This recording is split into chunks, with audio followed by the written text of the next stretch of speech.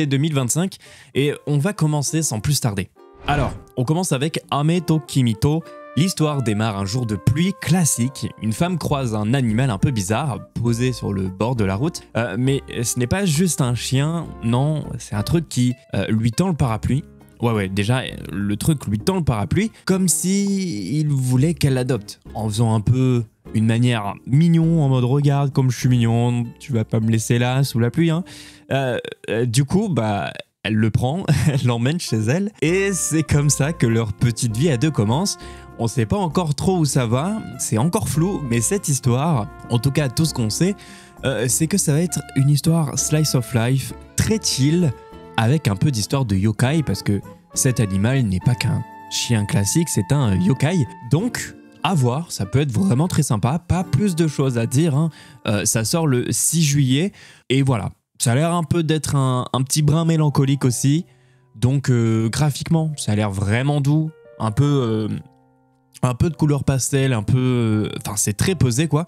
Et franchement, ce genre de série un peu contemplative où on suit juste deux personnages qui apprennent à cohabiter finalement, franchement ça me parle. Après, je suis d'accord qu'il faut avoir le bon mood pour commencer cet animé.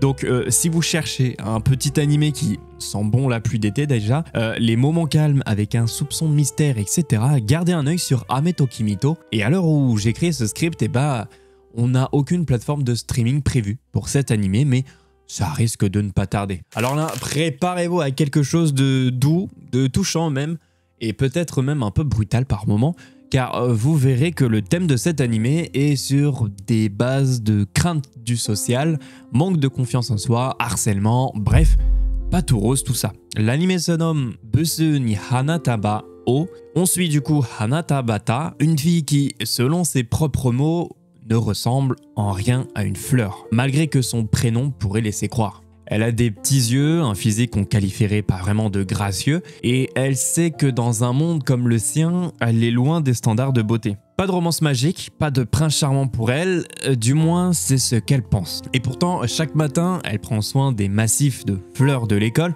des fleurs magnifiques pleines de couleurs, en vrai contraste avec l'image qu'elle a de elle-même. Et c'est bien triste, mais c'est aussi hyper poétique finalement. Jusqu'au jour où elle croise Yosuke Ueno, le genre de mec dont tout le monde rêve, beau, gentil, populaire, enfin bref, c'est le number one, le gars parfait quoi, bref, et là bam, il lui parle. Et pas juste pour lui demander l'heure, non, il s'intéresse vraiment à elle. Et là une question se pose, pourquoi ce garçon si solaire viendrait vers une fille invisible comme elle? Eh bien, Tabata, elle ne comprend pas ça. Et elle pense que c'est une erreur d'ailleurs. Mais peut-être qu'il veut juste lui montrer que la beauté, c'est pas ce qu'on croit finalement. Ou en tout cas, c'est pas ce qu'elle croit. Que même dans un monde qui juge trop vite, il y a des gens qui voient plus loin que l'apparence, plus loin que le superficiel. C'est une histoire qui parle de complexe, de bienveillance, de regard sur soi-même et sur les autres. Et si vous aimez les récits simples mais sincères, ce qui vous laisse un petit pincement au cœur, celui-là, vous allez vouloir le garder dans un coin de votre tête. Bon, je ne sais pas vous, mais perso, moi cet animé, ça me fait vraiment penser à Skip to Loafer, d'un point de vue du chara-design déjà de la protagoniste, du personnage qui vient lui aider, de l'histoire en elle-même.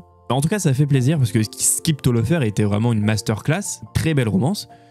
Pas cucul la praline et gnangnan, tout se passe bien. Là, on a des bases qui sont déjà pas très douces, donc ça peut se profiler pour être un bon animé de romance pour cette saison d'été. Il sort du coup le 4 juillet et pour l'instant, pas de site de streaming. Bon, préparez-vous à une ambiance beaucoup plus pesante et plus étrange et surtout pleine de tensions émotionnelles. Je vous parle de Hikaru ga Shinda Natsu. Yoshiki et Hikaru, c'est le genre d'amitié qu'on imagine incassable. Ils ont grandi ensemble dans un petit village paumé, sans vraiment d'autres gamins autour. Du coup, leur lien est fort. Bon, un peu forcé, mais ils s'aiment bien, donc c'est le principal. Mais voilà. À un été, tout a changé finalement. Parce que depuis ce moment-là, depuis cet été, Hikaru n'est plus vraiment Hikaru. Yoshiki le sent, et c'est plus qu'un simple pressentiment d'ailleurs. Il a les mêmes souvenirs, le même visage, la même voix, mais il y a quelque chose de cassé.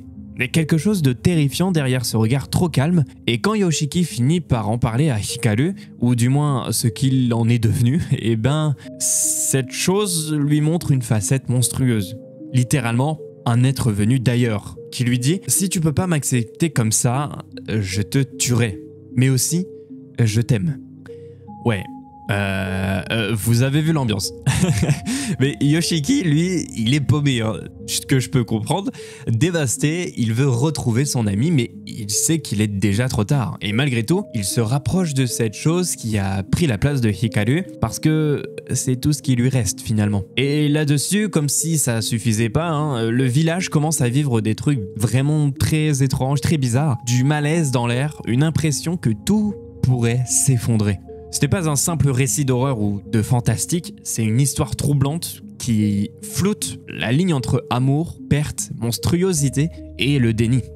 Le genre d'animé qui te laisse avec un frisson et plein de questions une fois l'épisode terminé. Il sera dispo sur Netflix le 5 juillet. Bon, accrochez-vous parce que ce que je vais vous raconter va peut-être vous faire chialer de rire. Bon, peut-être un peu excessif, mais vraiment, cet animé est complètement barré. Et c'en est tellement con que ça me donne envie de le regarder. Un virus s'est répandu à une vitesse folle partout dans le monde, et devinez quoi, il transforme les humains en chats.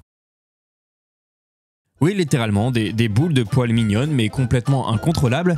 L'humanité pratiquement rayés de la carte, les survivants planqués dans des coins sombres en train de lutter contre une armée de félins déchaînés, et au milieu de ce chaos, il y a Kunagi.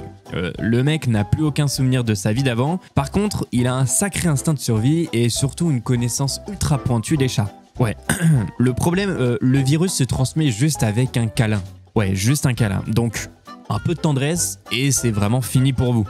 Et Kunagi, il aime les chats, un peu trop même. Et donc résister à leur petite bouille, à leur ronronnement, à leur câlin, c'est un combat de tous les instants. Hein, vraiment. Alors la vraie question c'est, est-ce que sa volonté est plus forte que son amour envers les chats, ou est-ce qu'il va finir par céder à l'appel du miaou? Je sais pas si un jour j'aurais cru dire ça. Bref.